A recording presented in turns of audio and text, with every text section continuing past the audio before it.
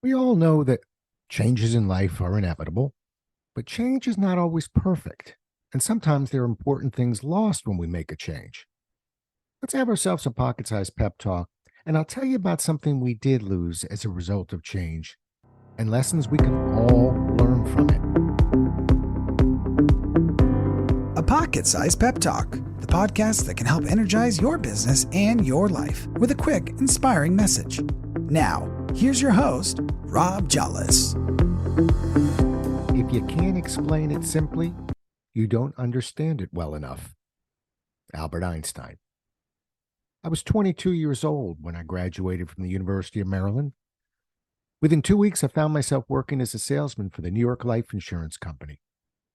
I was quickly given a spot in a bullpen with a dozen other salespeople, and I was given a desk, a phone, and a phone book.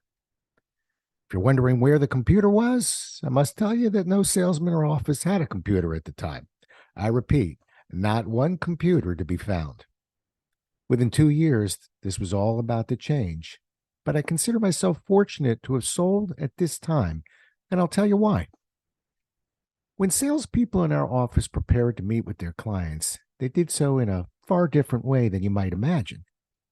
A typical presentation consisted of packing a rate book to figure out a client's premium, an application to write the policy on, and a nice, clean yellow pad of paper. Now, if by chance a client wanted an illustration of future dividend projections or cash values, known as a policy illustration, you went to the general office for their assistance. You provided the administrative people with ages and names, the information was phoned to New York, and you waited. You could get a verbal answer or two on the phone, but a typical policy illustration took about a week to return in the mail. Unencumbered with stacks of data, customers talked of problems and needs, while salespeople talked of concepts and solutions. In those next few moments, something occurred that has since become rare. People sold, and they sold based on who they were, not how computer literate they were. It was tragic to me to see so many of our most talented and tenured salespeople become casualties during the computer revolution of the early 80s. Many from this generation of sales veterans had 10 times the product knowledge of their competition. They had experience and business savvy that was light years ahead of those they were competing with. What they did not have were pages and pages of illustrations with projected dividend options, multiple cash values based on projected interest rates. They could not quickly manipulate an interest rate or a payment amount.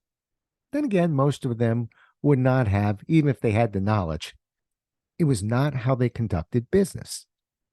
They were the true heroes of the selling profession, and when the computers came in, a generation of tremendous sales professionals was lost.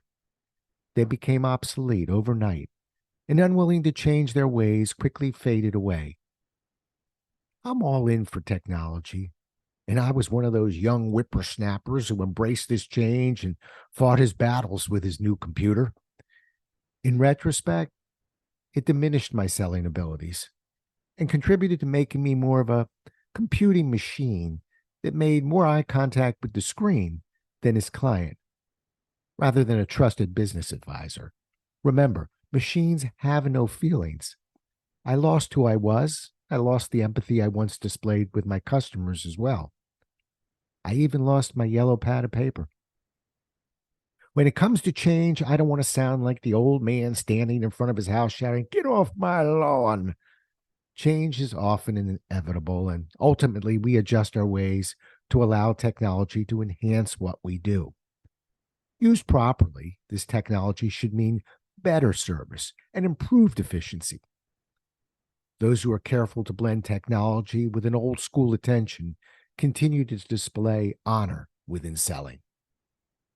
And so, standing on my lawn, watching you walk by, with one eyebrow up in the air, I leave you with one last reminder. The next meeting you have with a client, there'll be a time to Google and gather the data you feel is necessary. But before you break out your laptop, tablet, or other display of data to show the client how smart you are, take out something else first. Take out your yellow pad of paper and listen without the distraction of the computer screen. Your reward will be the connection you make with the client and the trust you'll be building by having a true conversation. Thanks so much for listening.